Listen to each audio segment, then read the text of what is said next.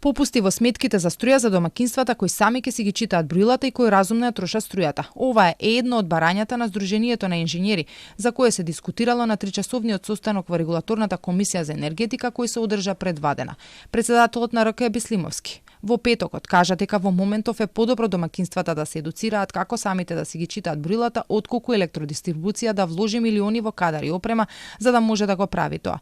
Сдруженијето вела дека засега тоа ќе помогне да се намалат паушалните сметки. Сметката ќе ја добиете сами сте сочитале во точно одреден временски период. Ќе добиете сметка колку сте потрошиле електрична енергија и доколку се наоѓате во првиот или во вториот блок, значи сте потрошувач кој што штеди електрична енергија, тогаш да добиете соодветен попуст заради тоа што сте самоочитани. Се зборувало и за можноста да се зголеми периодот во кој домакинствата ќе можат да користат дневна ефтина струја.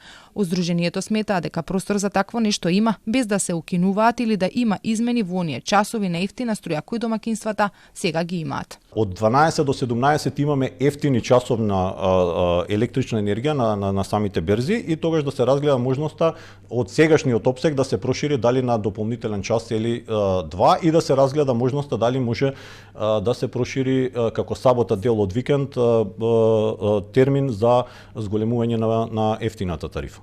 За оваа регулаторна претходно неколку пати соопштија дека се прават анализи, се следат пазарите и цените и во најскоро време ќе се знае дали за колку ќе може да се зголеми периодот на дневна ефтина тарифа, а да не се укине онаа во ноќните часови која граѓаните имаат навика да ја користат.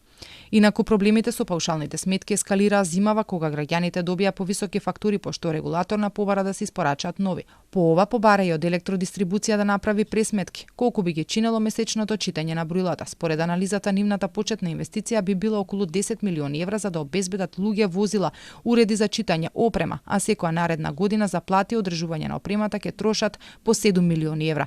По оваа пресметка се увиде дека парите компанијата подобро е да ги инвестира во паметни броила, нешто што им се налага и со новиот закон за енергетика, а дотогаш граѓаните да добијат водич како самите редовно да ги читаат броилата, а податоците да им се овозможи да ги прикачат на страницата на дистрибуција, каде што се наоѓаат податоците за нивните фактури.